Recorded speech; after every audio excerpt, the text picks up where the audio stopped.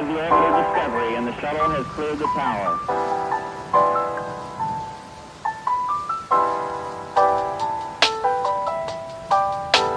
Discovery's core computers now have primary control of critical vehicle functions.